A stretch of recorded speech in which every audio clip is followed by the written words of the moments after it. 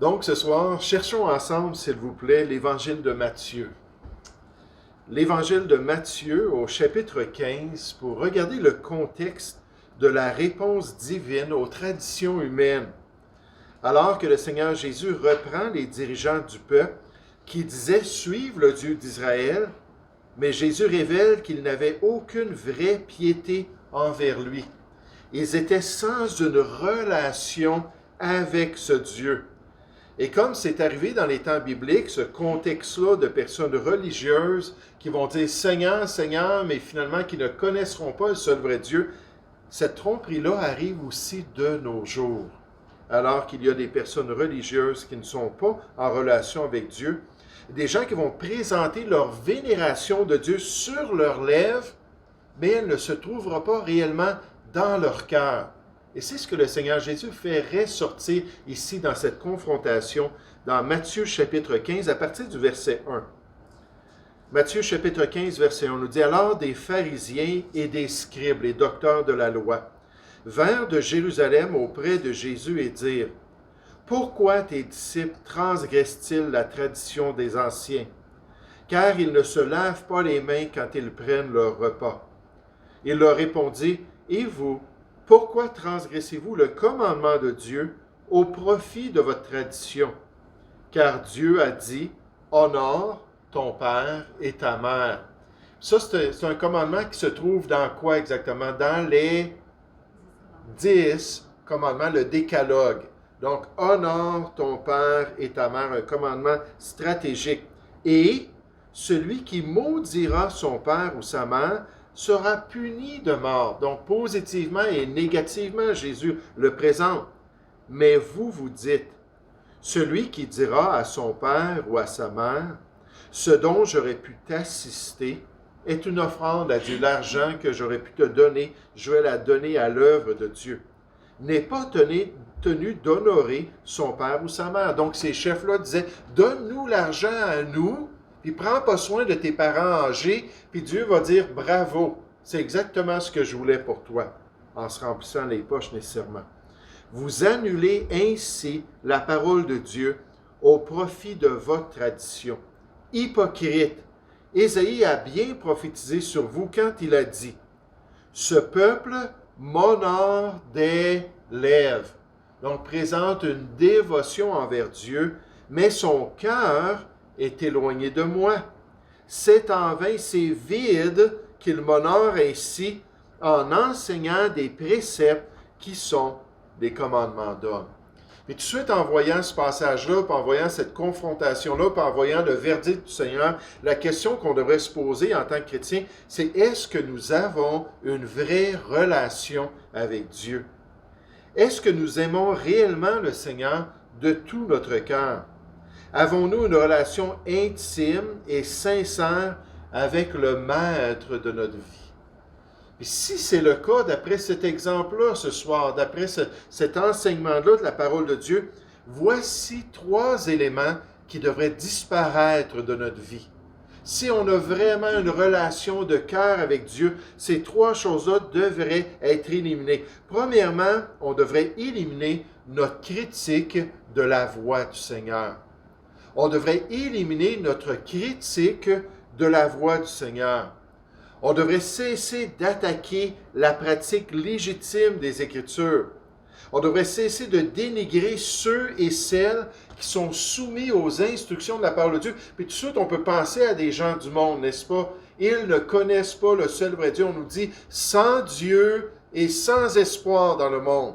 Donc, ce n'est pas étonnant. Dieu n'est pas dans leur cœur. Dieu n'a pas rempli leur être. Ils n'ont pas une vraie relation, une vraie dévotion envers lui. Et ça, tout de suite, ils vont dire, « Ah, mais as-tu vu les chrétiens ce qu'ils font? As-tu vu les enfants de Dieu ce qu'ils pratiquent? » Puis tout de suite, ils vont commencer à dénigrer ça. Mais quand on se tourne vers le Seigneur, puis on marche avec lui, puis on connaît le seul vrai Dieu, alors ça devrait cesser et ne plus sortir de notre bouche. Cette attaque-là de la voix du Seigneur. Nos lèvres doivent cesser cette attaque de la volonté de Dieu si nous sommes réellement en communion avec lui. Puis ce phénomène-là qu'on voit lorsqu'une personne se tourne vers le Seigneur, lorsqu'une personne peut-être religieuse attaque les chrétiens, à cause de leur style de vie, à cause de leurs observations du Nouveau Testament. Et tout à coup, lorsque ces gens-là se convertissent, ils veulent maintenant suivre les voies du Seigneur. Plutôt que d'attaquer les pratiques chrétiennes, là, ils deviennent disposés envers ça. Moi, je suis un exemple de cela. À l'âge de 21 ans, si quelqu'un m'avait dit « il faut que tu ailles à l'église », j'aurais ri dans leur visage, je me disais « jamais de la vie ». Il y a une famille qui a eu un impact sur moi, qui m'ont beaucoup aimé, qui ont été bien patients envers moi, qui m'ont tellement impressionné par leur vie familiale qu'un jour ils ont dit ça, viens donc avec nous à l'église. J'ai dit pas question. Puis là, finalement, je suis parti dans un voyage aux Philippines, puis j'ai ruiné le restant de ma vie misérable que j'avais. Puis quand je suis revenu de là, j'étais émietté en tant que personne. Là, je suis allé les voir, j'ai dit, est-ce que je peux aller à l'église? Ils ont dit, oui, oui, certainement. Je suis rentré dans l'assemblée à Boucherville. J'ai détesté la réunion. J'avais juste hâte de sortir de là. Puis le jeudi après, j'étais avec le pasteur qui m'expliquait l'Évangile. Puis après avoir reconnu Christ comme mon sauveur, j'ai levé ma tête et j'ai dit, quand est-ce les réunions d'église? Là, c'était plus une attaque de ceux qui étaient religieux, une attaque de ceux qui allaient à l'église puis qui suivaient des institutions religieuses. Là, c'était « Hey, qu'est-ce que je peux faire de ma vie? » La missionnaire Darlene Rose, qui a servi en Indonésie, a parlé d'un groupe d'adolescents qui suivaient leurs parents dans ce pays-là, dans la voie de la religion locale, sous une forme de spiritisme et d'animisme. Et ils étaient très, très moqueurs envers la foi chrétienne, envers la croyance dans les Écritures, puis d'un seul vrai Dieu. Jusqu'à un jour qu'il y a certains de ces jeunes-là qui ont entendu l'Évangile et cette fois-là, ils étaient bien disposés et ils ont connu la grâce de Dieu. Et tout de suite, ils ont dit, quand est-ce qu'on peut aller se joindre à vous pour servir le seul vrai Dieu? Ils avaient abandonné les idoles, puis ils avaient abandonné le spiritisme, puis l'animisme, puis toutes ces fausses religions-là de leurs parents. Puis là, ils ont dit, OK, quand est-ce qu'on peut suivre la vérité de Dieu? Mais cette transformation-là que Dieu veut accomplir dans notre vie. Et tout vrai croyant, tous ceux qui connaissent réellement le seul vrai Dieu, leur parler devrait être totalement différent envers les voies de Dieu. Regardez ici, au verset 1, ces chefs religieux. On nous dit alors, des pharisiens et des scribes vinrent de Jérusalem auprès de Jésus et dirent, « Pourquoi tes disciples transgressent-ils la tradition des anciens, car ils ne se lavent pas les mains quand ils prennent leur repas. » Ces hypocrites attaquaient sans cesse la voie du Seigneur.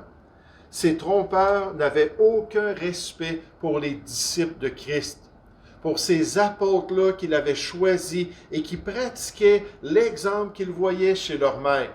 Puis ils pouvaient juste totalement se dénigrer la voie de Dieu, chercher à réfuter ceux qui étaient agréables au Seigneur. Mais pour le vrai croyant, ça ne devrait pas sortir de notre bouche. Dans son ministère à Éphèse, l'apôtre Paul a rencontré plusieurs des dirigeants juifs qui se trouvaient là dans la synagogue. Puis on dit dans Acte 19 au verset 9, « Mais comme quelques-uns restaient endurcis et incrédules. » Donc Paul était là depuis des semaines, puis à chaque fois on lui donnait la parole, puis il prêchait l'Évangile, puis il prêchait la réalité que Jésus que vous avez crucifié, c'est lui qui est le Sauveur, c'est lui qui a été choisi de Dieu. Puis là, c'est là que l'Église d'Éphèse a été formée avec ces gens-là de la synagogue et nécessairement de la communauté qui ont entendu l'Évangile. Bon, on nous parle des chefs religieux qui restaient endurcis et incrédules, et on nous dit décriant devant la multitude la voix du Seigneur. Décriant, c'est-à-dire attaquant, dénigrant, puis détournant les gens de la voix du Seigneur, au point que l'apôtre Paul a dit, OK, je pense que c'est le temps qu'on arrête de venir se réunir ici pour pouvoir se réunir en tant que croyants. Mais lorsqu'on a des cœurs à la bonne place, lorsqu'on a une vraie relation intime avec Dieu, on ne décrirait pas les voies du Seigneur. De même, si nous sommes en relation avec lui, deuxièmement, on voit que le croyant, le chrétien, veut suivre lui-même la parole de Dieu. Ça, c'est une des transformations. Il n'attaque plus la parole de Dieu, mais au contraire, il a le désir de pratiquer la parole de Dieu, de vivre selon les Écritures. Il veut accomplir le plan de Dieu pour sa vie, son appel pour sa marche ici-bas dans ce monde. Il se met rapidement en accord avec la révélation qu'il critiquait auparavant. Et je me souviens de cette conversion-là de John Newton, celui qui écrit le fameux chant Amazing Grace. Quel beau témoignage d'une transformation de cœur. Et lorsqu'il était jeune, sa mère l'avait instruit dans les Écritures. Il avait une petite amie qu'il voyait régulièrement, d'une famille qu'il côtoyait beaucoup. Puis elle était chrétienne, puis elle s'intéressait beaucoup à sa vie spirituelle et à lui. Puis donc, avec tout ça, lui, il voyait cela, puis il se moquait de la foi de sa mère. Il était poli envers cette petite fille, cette jeune dame-là, mais il n'y avait aucun intérêt. Puis à un moment donné, en se livrant au crime, il a été arrêté et le juge l'a condamné à aller sur un bateau pour servir un capitaine qui était despotique, un capitaine tellement cruel. Et c'est pendant cette souffrance-là qu'il a vécu, qu'il s'est humilié devant Dieu, qu'il a juste invoqué le nom du Seigneur et Dieu a totalement changé son cœur. Au point que les gens ont remarqué, les matelots ont remarqué le changement, le capitaine a remarqué ce changement-là, puis à un moment donné, le capitaine a fait la suggestion au juge qu'il puisse être libéré et retourner pour vivre comme un honnête citoyen. Puis qu'est-ce que ça a été la première chose qu'il a faite? Il est allé voir sa mère, il est allé voir sa famille, puis il a dit, quand est-ce que je peux servir le Seigneur? Et là, il s'est joint à l'église locale, puis nécessairement, Dieu l'a appelé au ministère. Il s'est marié avec cette jeune dame-là. Il est devenu un pasteur. Puis là, au lieu de dénigrer puis de se moquer, là, il disait, moi-même, je veux suivre la voie de Dieu et accomplir le plan de Dieu. Regardez encore dans notre texte au verset 1. Alors des pharisiens et des scribes, ces gens-là qui ne connaissaient pas le seul vrai Dieu, ces gens-là qui n'avaient pas une vraie relation de cœur, alors des pharisiens et des scribes vinrent de Jérusalem auprès de Jésus et dirent, « Pourquoi tes disciples transgressent-ils la tradition des anciens, car ils ne se lavent pas les mains quand ils prennent leur repas? » Il leur répondit, « Et vous, pourquoi transgressez-vous le commandement de Dieu au profit de votre tradition? » Donc là, vous attaquez ces disciples-là, vous attaquez ces croyants-là, vous attaquez ces personnes-là qui veulent suivre le Seigneur. Puis dans le fond, ça détourne le regard de votre propre vie et vos propres manquements. Il dit, car Dieu a dit, voici ce qui est clair. Honore ton père et ta mère, et celui qui maudira son père et sa mère sera puni de mort. Voici la volonté de Dieu, voici les commandements clairs de la loi de Dieu, de la Torah. Mais vous, vous dites, celui qui dira à son père ou à sa mère, ce dont j'aurais pu t'assister est une offrande à Dieu, n'est pas tenu d'honorer son père et sa mère. Vous annulez ainsi la parole de Dieu au profit de votre tradition. Est-ce que nous suivons fidèlement les enseignements des Écritures?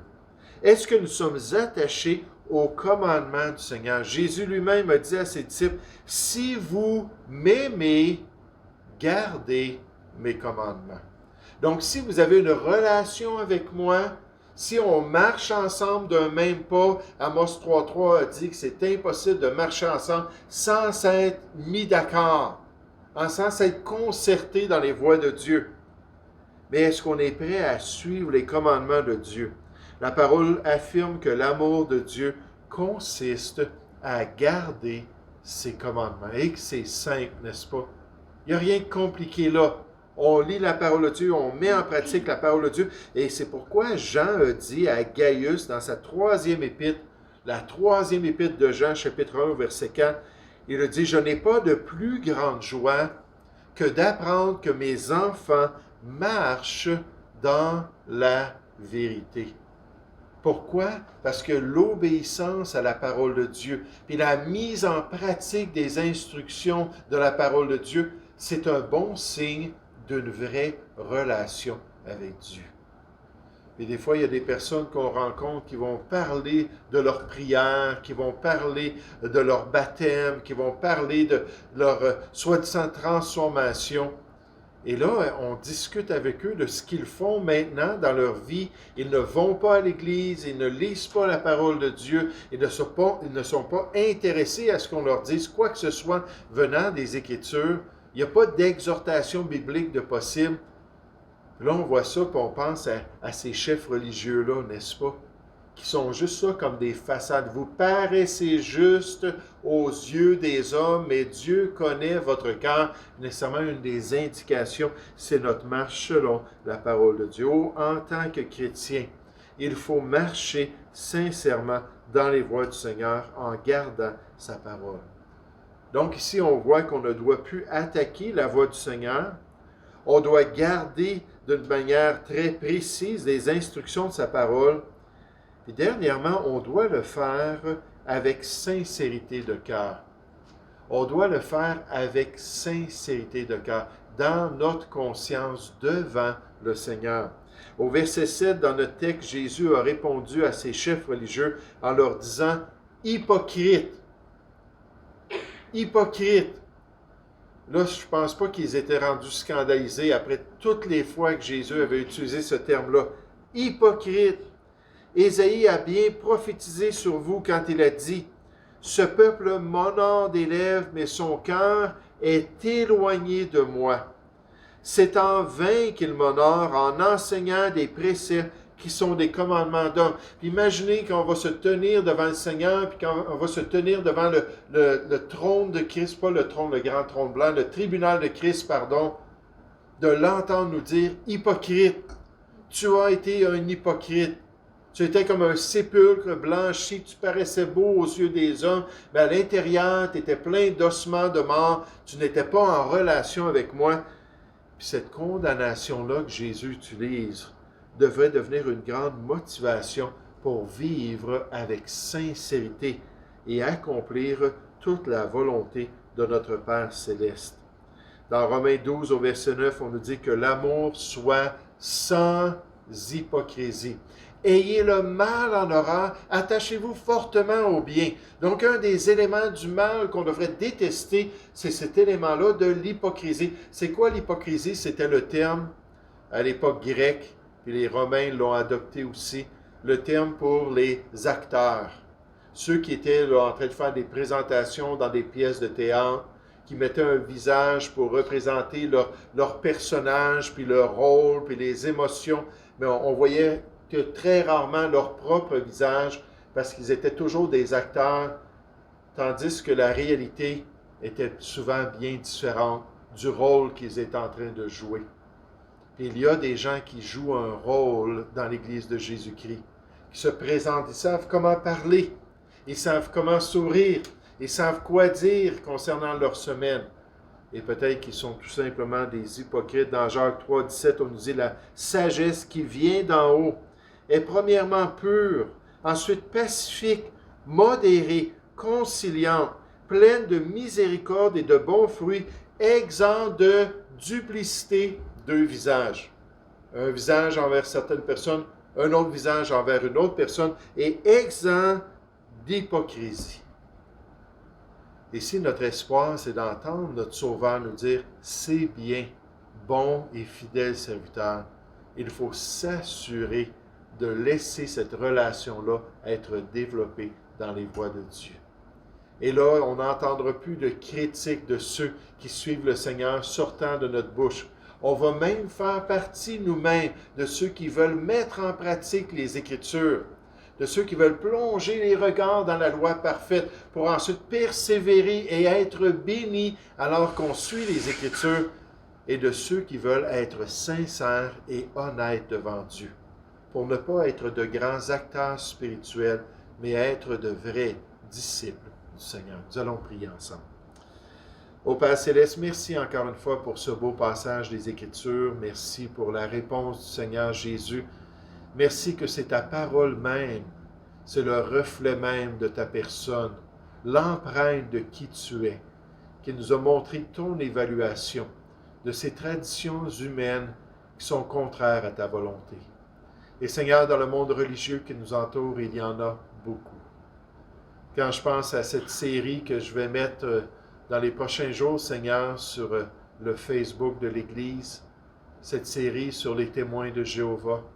Seigneur, ça me rappelle tous ces mois et même ces années d'études pour essayer de comprendre les religions, essayer de comprendre les sectes et voir comment ils tordent le sens des Écritures, ils falsifient l'enseignement de ta parole et certainement en donnant des traditions humaines, eux aussi, ils sont des hypocrites, des grands acteurs dans cette scène religieuse qui nous entoure.